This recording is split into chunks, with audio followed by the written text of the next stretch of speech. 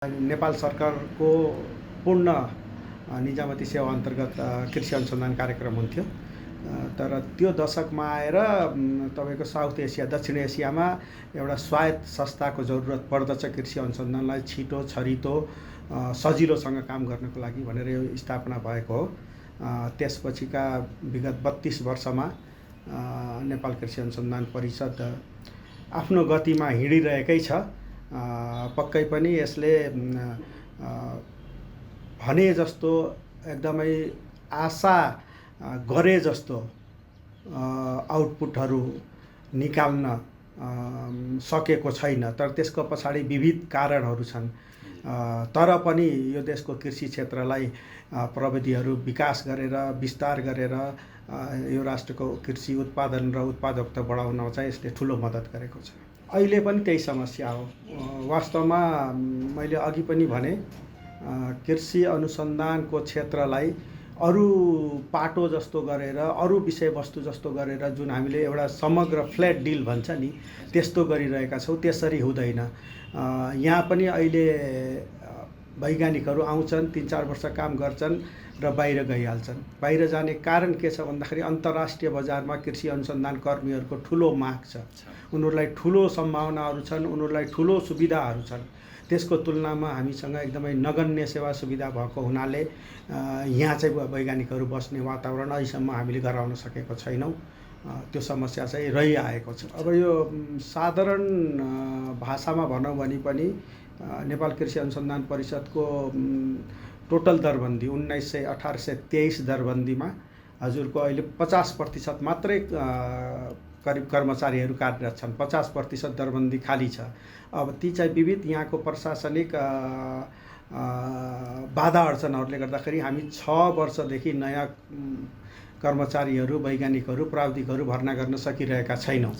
त्यस अर्थमा चाहिँ एकातिर त्यसरी गाह्रो भएछ भने अर्कोतर्फ दिनानुदिन यहाँ रिटायर हुने क्रम धेरै बढ्दो छ, खाली भइरहेका छन्।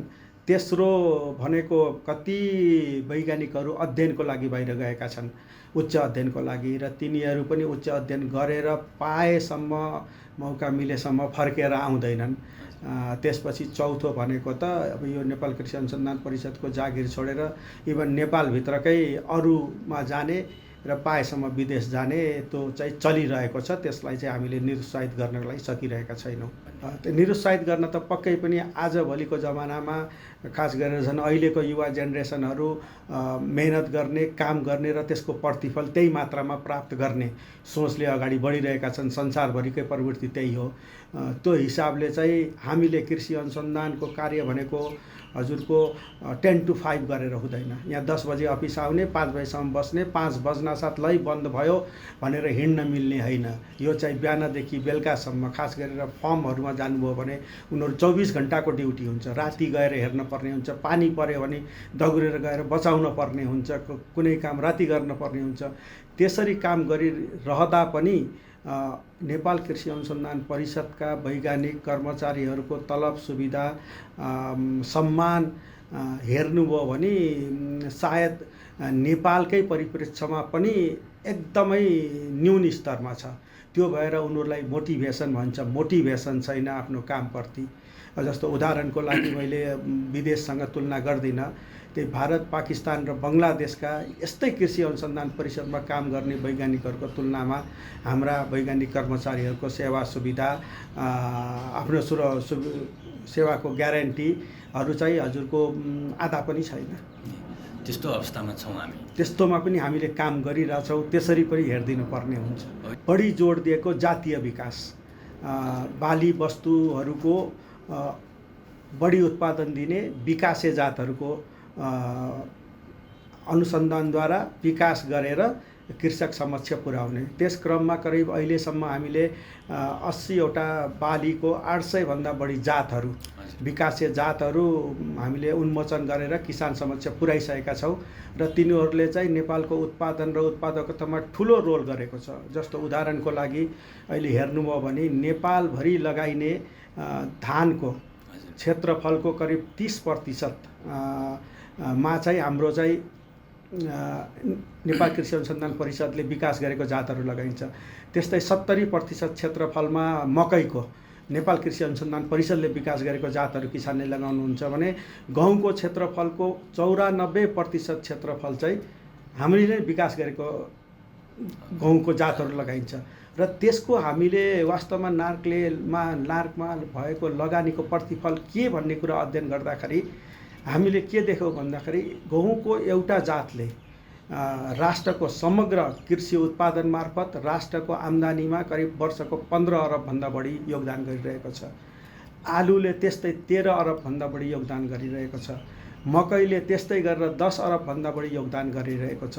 यसरी समग्रमा हेर्दाखेरि चाहिँ अनुसन्धानका प्रतिफलहरू प्रत्यक्ष देखिँदैनन्, तर अप्रत्यक्ष रूपमा यसले चाहिँ योगदान गरेको हामीले प्रमाणित गरिसकेका छौँ।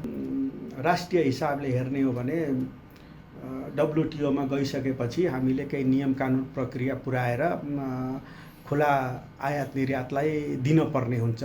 तर त्यसले गर्दाखेरि अलिकति हामीलाई नेपाली जातहरूको विकास र विस्तारमा किन गाह्रो पर्यो भन्दाखेरि तपाईँको बिउहरू खास गरेर आयातलाई खुला छडिदिँदा एकातर्फ अलि बढी अत्याधुनिक बिउहरू आउँछन्, त्यो आफ्नो पक्ष छ भने अर्कोतर्फ हामीले विकास गरेका जातहरू त्यसका बिउहरू चाहिँ पक्कै पनि भारत र चीनसँग तुलना गर्ने स्थितिमा हामी छैनौँ। कृषि अनुसन्धान होइन, नेपालको कुनै पनि क्षेत्र भारत र चीनसँग तुलना गर्ने स्थितिमा छैन र रहँदैन।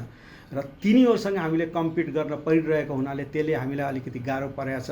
त्यस्तै तपाईँले भने जस्तै अब खुला बोर्डरले गर्दाखेरि भारतबाट आउने खास गरेर बिउहरू बिरुवाहरूमा चाहिँ क्वारेन्टाइन राम्रोसँग गर्न नसक्ने हुनाले नयाँ रोगहरू भित्रिने समस्याहरू चाहिँ भइरहेको छ। होइन, त्यसलाई त्यसरी अलिकति मतलब अन्डरस्ट्यान्डिङमा प्रब्लम हो। हामीले किसानकै समस्यामा काम गर्छौँ। जस्तो तपाईँले भर्खरै सुन्तलाको व्यवस्थापन भन्नुभयो, सुन्तलाको त्यसलाई हामीले सिट्रस डिक्लाइन भनिन्छ। त्यसको व्यवस्थापनको डाइरेक्ट विषादी मार्फत अथवा कुनै स्पेसल त्यसको ट्रिटमेन्टका उपाय संसारभरि नै छैन। पहिलो। दोस्रो, तर त्यसको व्यवस्थापनका उपायहरू छन्। त्यो रोगलाई कम लगाउने, त्यो रोगबाट नोक्सानी घटाउने र त्यो प्रविधि हामीले निकालेर मजाले विस्तार गरेका छौँ। समस्या कहाँनिर छ भन्दा नेपाल कृषि अनुसन्धान परिषदले विकास गरेका प्रविधिहरू किसानलाई एडप्सन गराउनको लागि त्यहाँनिर समस्या छ। किसानहरूले तिनीलाई एडप्सन गराउने त्यो वातावरण क्रिएट गर्न चाहिँ अब नेपाल सरकारले नै त्यसमा ध्यान दिनुपर्ने हुन्छ। किनकि नेपाल कृषि अनुसन्धान परिषदको मूल उद्देश्य अथवा यसको म्यान्डेट भनेको प्रविधि विकास गरेर प्रसारलाई सुम्पिने हो। त्यहाँभन्दा धेरै अगाडि जाने हामीलाई हाम्रो म्यान्डेटले दिँदैन। त्यसकारण तपाईँले भन्दै सिट्रस डिक्लाइनमा हामीले काम गरिसकेका छौँ। अहिले भर्खर आएको लम्पी स्किन डिजिजमा हामीले काम गरिरहेका छौँ र त्यसको छिटै हामीले उपाय जस्तो क्वारेन्टाइनले गर्दा नै आएको हो, त्यो तपाईँले अघि भने जस्तै उपाय निस्किन्छ। तर त्यसलाई किसान समक्ष पुर्याउने सबभन्दा ठुलो अहिलेको च्यालेन्ज चाहिँ हाम्रा प्रविधिहरूलाई किसान समक्ष पुर्याउन च्यालेन्ज छ। होइन, हामी छिटोभन्दा छिटो यसमा अध्ययन अनुसन्धान सुरु भइसकेको छ। छिटोभन्दा छिटो हामीले यसको निराकरणको उपाय चाहिँ हामीले सिफारिस गर्नेछौँ। हजुरको यस्तो छ, साउथ एसियाको तुलना गर्ने भने खास गरेर भारत, पाकिस्तान, बङ्गलादेश र नेपालमा करिब कृषि अनुसन्धान परिषदको मोडेलमा कृषि अनुसन्धानको कामहरू भइरहेको छ। तर अब तपाईँले हेर्नुभयो भने नेपाल कृषि अनुसन्धान परिषदलाई जुन भारतीय कृषि अनुसन्धान परिषद जस्तै बनाउने भनेर हामीले यसको परिकल्पना गरेर यसको इस्टेब्लिसमेन्ट गऱ्यौँ। त्यो हिसाबले त्यो परिकल्पना नीतिमा पनि आउन सकेन, त्यो हिसाबले यहाँको परिवेशमा त्यो जान सकेन। त्यसले गर्दाखेरि भारतीय कृषि अनुसन्धान परिषद जस्तो गतिमा हामी हिँड्न सकेका छैनौँ। तर पनि तुलनात्मक रूपमा हेर्नुभयो भने हामी भारत, पाकिस्तानहरूमा जति लगानी गरिएको छ त्यो हिसाबले हेर्नु हो भने अब जस्तो धानको औसत उत्पादन नेपालमा भन्दा भारतमा 0.7 मेट्रिक टन मात्रै बढी छ। हाम्रा जातहरूले मतलब हामीले औसत उत्पादन मकैको पनि करिब करिब 1 टन बढी छ, गहुँको पनि करिब त्यस्तै छ भन्नाले जति लगानी जति त्यहाँ चाहिँ प्राथमिकता दिएको छ कृषि अनुसन्धान र कृषि अनुसन्धान परिषदलाई त्यति प्राथमिकता नपाए पनि हामी त्यति पछाडि छैनौँ। बङ्गलादेश र पाकिस्तानसँग त केही विषयवस्तुहरूमा बाहेक हामी कम्पिटिसनमै छौँ। र अर्को कुरा हजुरले भन्नुभएको नेपालका कृषि अनुसन्धानले गरेका के विषयवस्तुहरू बाहिर छन् भन्दाखेरि खास गरेर धान मकै गहुँका कुरा गर्नुहुन्छ भने हाम्रा धानका जातहरू खास गरेर भुटानमा राम्रैसँग गएका छन्, त्यहाँ लगाइराखिएको छ। गहुँ भन्नुहुन्छ भने सबभन्दा बढी सफल हामी गहुँको क्षेत्रमा छौँ। गहुँ चाहिँ इभन भारतमा पनि गएको छ, बङ्गलादेशमा पनि हाम्रा जातहरू लगाइन्छन्, बोर्डरबाट पनि गहुँका हाम्रा जातहरू भारत जाने गर्छन् र भुटानमा पनि त्यसरी नै गएको छ। त्यसरी केही स्पेसिफिक प्रविधिहरू हाम्रो यता र उता गरेका छन्, तर पनि समग्रमा पक्कै पनि भारतसँग भारतबाट नै बढी हामीले अपेक्षा गर्छौँ, किनकि ऊ ठुलो छ, उसँग धेरै सेवा सुविधा वातावरणहरू छ। इन्टरनेसनल मार्केट भन्नाले तपाईँको खास गरेर इन्टरनेसनल मार्केट भन्दा पनि इन्टरनेसनल रिसर्चमा भनौँ होइन, अनुसन्धानको क्षेत्रमा चाहिँ नेपाल कृषि अनुसन्धान परिषदले 2000देखि करिब करिब एउटा गहुँमा कालो पोके भन्ने कालो सिन्दुरे भन्ने रोग व्यापक आयो। त्यो नयाँ रेस भन्छ त्यो साइन्टिफिकमा। अब त्यो आएपछि गहुँको उत्पादन करिब करिब तपाईँको घटेर जम्मा अहिलेको 10% हुने सम्भावना हुन्थ्यो। त्यसकारण त्यसको गहुँको अवरोधक जात निकाल्ने र सिन्दुरे रोगहरूको नियन्त्रण गर्न नेपालमा चाहिँ हामीले हाम्रो राष्ट्रिय गहुँबाली अनुसन्धान कार्यक्रम र काठमाडौँको टोलीको 5 जना वैज्ञानिकहरूले ठुलो मेहनत गरेर एसियामै पहिलोचोटि त्यो कालो सिन्दुरे गहुँ रोग अवरोधक जात जसलाई अहिले विजय भनेर चिनिन्छ र नेपालमा अहिले लगाउने गहुँका जातमध्ये सबभन्दा धेरै त्यही जात लगाइन्छ। त्यो जात र गहुँको सिन्दुरे रोगमा विशेष काम गरे बापत हामीलाई अन्तर्राष्ट्रिय पुरस्कार प्राप्त भएको हो। त्यसको 5 जना वैज्ञानिक मध्ये म पनि एकजना हो। मलाई त्यो हिसाबले चाहिँ हामीले त्यो बेला अन्तर्राष्ट्रिय स्तरमा नेपालको कृषि अनुसन्धानलाई हामीले रेकग्नाइज गर्नलाई चाहिँ सफल भएका थियौँ। यसमा यान्त्रिकीकरणमा खास गरेर हामीले एउटा चाहिँ मझौला किसानहरू, साना किसानहरू र महिला किसानहरूलाई मिल्ने र नेपाली किसानहरूले आफ्नो लागत लगाएर खरिद गरेर त्यसलाई प्रयोग गर्न सक्ने, किनकि हाम्रा किसानहरू नेपाली किसानहरू साना छन्, लगानी गर्न सक्ने स्थितिमा छैनन्। त्यही भएर खास गरेर पहाडतिरका मध्य पहाडका र तिनीहरूलाई समय सुहाउँदो, तिनीहरूको अवस्था सुहाउँदो साना यन्त्रतिर हामीले धेरै ध्यान दिएका छौँ, जुन सस्तो छ, सजिलो छ। त्यसपछि ठुला यन्त्रहरू जुन आउँछन् विदेशबाट, त्यसको लागि अहिले हामीले ती यन्त्रहरू, कृषि यन्त्रहरू खास गरेर क्वालिटी छ कि छैन, तिनीहरूले भने अनुसारको क्षमता प्रदर्शन गर्न सक्छन् कि सक्दैनन् भनेर कि कृषि यन्त्र परीक्षण केन्द्र नवरपुर सर्लाहीमा खोलेको छ। उसले ती यन्त्रहरूको परीक्षण गरेर चाहिँ यो यन्त्र भने अनुसारको, लेखे अनुसारको छ है, किनकि धेरै यन्त्रहरू अहिले नक्कली पनि आएको, क्षमता कम भएको भन्ने छ। त्यो हिसाबले काम भइरहेको छ। तर त्यो क्षेत्रमा पनि अझै हामीले धेरै गर्न पर्ने छ। कृषि यान्त्रिकरणको क्षेत्रमा तपाईँको अगाडि बढ्नको लागि ठुला मेसिनरीहरू प्रयोग गर्नलाई नेपालमा अलिकति यो चक्लाबन्दी नभएसम्म अलिकति समस्या रहिरहन्छ, किनकि हामीसँग सानो सानो पार्सेल्स अफ ल्यान्ड छन्। त्यसमा ठुलो स्तरमा ठुला मेसिनरीहरू प्रयोग गर्न सक्ने अवस्था रहँदैन र ठुला मेसिनरीहरू प्रयोग नगर्दासम्म हाम्रो त्यो प्रोफिटेबल हुँदैन। त्यस्ता केही समस्याहरूले हामी यन्त्रीकरणमा त्यति स्पिडले जान सकेका छैनौँ, तर पनि हामीले आफ्नो प्रयास चाहिँ जारी राखेका छौँ। नेपालमा कृषि विकासमा भएको एउटा सबभन्दा ठुलो तगारोमध्ये एउटा हो। यसका चाहिँ पछाडि केही नीतिगत कुराहरू, केही व्यवहारिक कुराहरू र केही हाम्रा वातावरणहरूको प्रभाव छ। जस्तो नीतिगत मैले अघि पनि भने उत्पादन लागत घटाउन पर्छ पहिला हैन, कृषि नाफामुखी हुनुपर्छ। कृषि नाफामुखी हुन के गर्नु पर्यो, उत्पादन लागत घटाउनु पर्यो र प्लस बजारको सुविधा हुन पर्यो। हाम्रोमा उत्पादन लागत बढी छ, त्यसको एउटा कारण अघि मैले अनुरोध गरेँ जस्तै हाम्रा जमिनहरू साना साना छन्, जमिनका टुक्राहरू छन्। ती टुक्राहरूमा हामीले यसरी उत्पादन गर्छौँ कि जसले चाहिँ तपाईँको मार्केटलाई पनि गाह्रो भइरहेको छ। वास्तवमा भनौँ न, एउटा उदाहरणको लागि एउटा गाउँ छ, एउटा गाउँमा हजुरको कस्तो छ, साना किसानहरू हुनुहुन्छ, उहाँहरूले उत्पादन गरेको गोलबडाकै उदाहरण लियौँ भने अब दुईवटा किसानको आज उत्पादन काटेर बेच्ने बेला हुन्छ, दुईवटा किसानको भोलि हुन्छ, चारवटा किसानको एक हप्तापछि हुन्छ, जसले गर्दाखेरि के हुन्छ, एउटा बल्कमा चाहिँ उत्पादन सामग्री एक ठाउँमा आउँदैन, जसले गर्दा गएर किन्ने व्यापारीहरूलाई पनि थोरै ल्याइराखेर त उनीहरूलाई फाइदा हुँदैन। उनीहरूलाई एउटा एक ठाउँमा ठ्याक्कै ठुलो मात्रामा चाहियो। पहिलो एउटा कलेक्सनको समस्या त्यो छ। अर्को चाहिँ अब त्यो यान्त्रिकरणहरू गर्न नसक्नाले हाम्रो लागत बढिरहेको छ। हामीले ह्युमन रिसोर्स युज गर्न पर्ने हुन्छ, तेस्रो लगानी गर्न हामीले सक्दैनौँ, चौथो बजारको हामीले व्यवस्था गाह्रो परेको बेलामा सरकारले, जस्तो भारतहरूतिर हेर्नु भने सरकारले खरिद गरिदिन्छ। न्यूनतम अहिले पनि नेपालमा के छ, न्यूनतम मूल्य भनेर धान, मकै, धान, गहुँहरूको तोकिएको छ, तर सरकारले त्यो किन्न भ्याइरहेको छैन। उसलाई किनेर स्टोर गर्ने ठाउँ छैन। यस्ता मतलब विविध कारणहरूले यी समस्याहरू आएका हुन्। अब यी समस्याहरूलाई हामीले वन बाई वन जानुपर्छ। यत्तिकै 2-4 दिनमा, 2-4 वर्षमा मलाई लाग्छ यी समस्याहरू निराकरण हुँदैन। र सबभन्दा ठुलो समस्या मैले देखेको नीतिहरूमा के छ भन्दाखेरि हामी दीर्घकालीन र विकासै गर्ने किसिमले नीतिभन्दा पपुलराइज नीतिहरूमा बढी ध्यान दिइरहेका छौँ।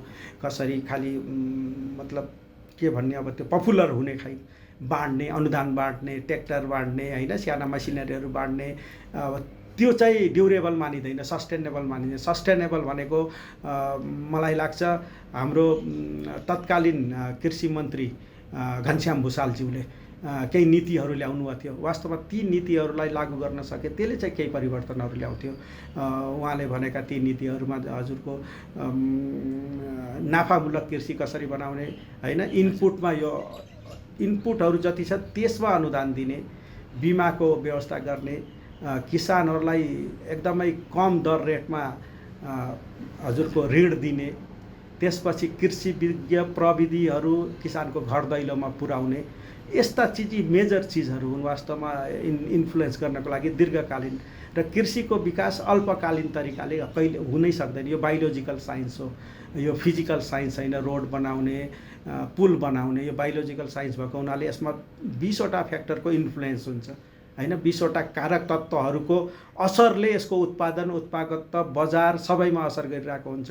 त्यसकारण यसलाई एउटा राम्रो नीति बनाएर पपुलरिज्म भन्दा पनि एकदम बेस्ट, होइन, देशको परिस्थिति बेस्ट एउटा नीति बनाएर कार्यान्वयन गर्न सक्यो भने मात्रै अगाडि बढिन्छ। नभए हामी धेरै छिटै हामी कृषिमा फड्को मार्न यो परिवेशमा यो तरिकाले चाहिँ अलिक गाह्रै हुन्छ जस्तो। नीति बनाउन चाहिँ किन समस्या हो? कसले बनाउनु पर्ने हो, कसरी बनाउनु पर्ने हो त सर? होइन, लामो समयदेखि किन नबनेको? हजुर, होइन, नीति भन्नाले पक्कै पनि तपाईँले भन्नुभयो, नीति नबन्नुको एउटा कारण चाहिँ अब यो सम्बन्धित नीति बनाउने जुन संस्था हुन्छ अथवा कोही हुन्छन्, एउटा पदाधिकारी हुन्छन्, उनीहरू रिपिटेड चेन्ज हुनु पनि हो। जस्तो अघि मैले भने जुन तत्कालीन कृषि मन्त्रीज्यूले जुन नीतिको लागि 5 बुँदे संरक्षित कृषि सुरक्षित बचत भन्ने ल्याउनु भयो, त्यो लागू गर्न नसक्दै यहाँ परिवर्तन भयो। त्यसकारण त्यसपछि आउने सक्सेसरले त्यो नीतिप्रति कुनै ध्यान दिएनन्। त्यसपछि अर्कोले फेरि आफ्नै नीति नयाँ ल्याउने, अनि उहाँले पनि त्यो कार्यान्वयन गर्ने समयसम्म बस्ने छैन, होइन। लगानी गर्नको लागि त्यही संसारको पैसा पनि छैन। र सबभन्दा ठुलो कुरो त राज्यले नै कृषि प्रधान देश भने पनि कृषिलाई त्यो प्राथमिकतामा राखेको छैन। तपाईँहरूले कार्यक्रमहरू हेर्नुभयो भने, होइन, राष्ट्रको विनियोजन बजेट हेर्नुभयो भने तपाईँको नेपालको वार्षिक बजेटको करिब 3% मात्रै कृषि क्षेत्रलाई छुट्याइन्छ। र त्यो 3% को पनि अझै कृषि अनुसन्धानको क्षेत्रलाई, अघि पनि कुरा आयो कृषि अनुसन्धानले के गर्यो भनेर, तर कृषि अनुसन्धानलाई राष्ट्रिय बजेटको 3% कृषिलाई छुट्याइन्छ। त्यो 3% को लाई 100 मान्दा त्यसको 8% मात्रै कृषि अनुसन्धानलाई छुट्याइन्छ। अब यति थोरै भनौँ न आर्थिक उसले सपोर्टले कृषि अनुसन्धान जस्तो लामो प्रक्रिया लिने तर लामो समयसम्म यसले चाहिँ फेरि यसको प्रतिफल दिने कामलाई चाहिँ कसरी ठुलो स्तरमा अगाडि बढाउन सकिन्छ ती पक्षहरू पनि हामीले केलाउन जरुरी हुन्छ। अब हामीले म 3 वर्ष जति भयो यो पदमा आएपछि हामीले खास गरेर 2-3 पक्षमा एउटा प्राविधिक तर्फ सुधार गर्ने, अर्को प्रशासनिक क्षेत्रमा सुधार गर्ने, अर्को आर्थिक सपोर्टको लागि पनि लबिङ गर्ने, यो 3टा क्षेत्रमा हामीले काम गऱ्यौँ। प्राविधिक क्षेत्रतर्फ यस बिचमा हामीले खास गरेर हाइब्रिड धान हर्दीनाथ हाइब्रिड 1 र 3 भन्ने 2टा जातहरू धानका जो चाहिँ एकदमै मतलब वर्ण सङ्करमा नगई हुँदैन त्यसको चाहिँ उन्मोचन गरेर किसान समक्ष फैलायो। एउटा मतलब एउटा हाइब्रिडको काम भनेको यो विकासेबाट ठ्याक्कै फड्को मार्ने काम हो, यो नयाँ अहिलेको उसमा जाने काम हो। त्यस्तै गरेर मकैको पनि हामीले त्यसै गरी नै जातहरू निकालेका थियौँ हैन। हाइब्रिड रामपुर मकै 10, 12, 14 इभन 16 पनि आइसकेको छ। यो हिसाबले हामी गएका छौँ भने अरू क्षेत्रमा के गरियो भन्दाखेरि पहिला त सङ्घीय संरचनामा गइसकेको नेपाल कृषि अनुसन्धानलाई हामीले सङ्घीय संरचनामा पुनर्संगठन गऱ्यौँ। 7वटै प्रदेशमा प्रदेश स्तरीय कार्यालयहरू खोलेर ती कार्यालयहरूलाई अबको सङ्घीय परिवेशमा प्रदेश सरकार र स्थानीय तहसँग कसरी समन्वय गरेर काम गर्ने भनेर तिनीहरूलाई म्यान्डेट दिने काम गरियो। भनी ओभरअलमा हामीले रणनीति नै परिवर्तन गऱ्यौँ। नारको रणनीति परिवर्तन गर्दा के गर्यो भन्दाखेरि हामी बाली वस्तुलाई बढी जोड दिन थाल्यौँ, किनकि हामीसँग जनशक्ति कम थियो। जनशक्ति कम भएको हुनाले धान, गहुँ, मकै, आलु जस्ता बाली वस्तुका कार्यालयहरूमा जनशक्तिहरूलाई अलिक बढी पठाएर तिनीहरूले मुख्य अनुसन्धान तिनीहरूले गर्ने र तिनीहरूले निकालेका अनुसन्धानलाई अरू केन्द्र र प्रदेश कार्यालयहरूले विस्तारित गर्ने भनेर नयाँ टाइपले हामीले जानको लागि चाहिँ त्यसरी हामीले कामहरू गऱ्यौँ। त्यसपछि आएर हजुरको 6 वर्षदेखि जुन सबभन्दा ठुलो नारको समस्या भनेको कर्मचारी नहुनु थियो। त्यो कर्मचारी भर्ना गर्न अड्किरहेको थियो विविध कारणले। त्यसमा हामी लागेर अहिले नयाँ भर्ना लोकसेवा मार्फत विज्ञापन भइसकेको छ। त्यो नारको चाहिँ विगत केही वर्षदेखिको सबभन्दा ठुलो समस्या थियो। त्यसलाई हामीले त्यसबाट भनौँ न त्यसलाई कोपअप गर्न सफल भएका छौँ। अब तुरुन्त यो सालमा कर्मचारीहरू नयाँ आएपछि नार फेरि जीवन्त हुन्छ। नयाँ किनकि काम गर्ने शक्ति नभएपछि त कामको प्रतिफल आउने, काम हुने सम्भावनै हुँदैन। त्यो एउटा ठुलो काम गरेका छौँ भने हामीले विनियमको काम करिब अन्तिम उसमा पुर्याएका छौँ। विनियम हाम्रो छिटै हुन्छ र अस्तिको परिषद बैठकबाट हामीले किनकि 2048 सालमा स्थापित भएको अहिलेको बदलिदो परिस्थितिमा हजुरको त्यति अनुकूल छैन, मिलिरहेको छैन। अहिलेको वातावरणमा काम गर्नको लागि हामीलाई गाह्रो भइरहेको छ। अहिले आएर नेपाल कृषि अनुसन्धान परिषद कस्तो अवस्थामा छ भन्दाखेरि न त यो सरकारी छ न स्वायत्त छ। दुईटाको पाटोको बिचमा, दुईटाको नियम कानुनहरूको बिचमा हामी पिल्सिएका छौँ।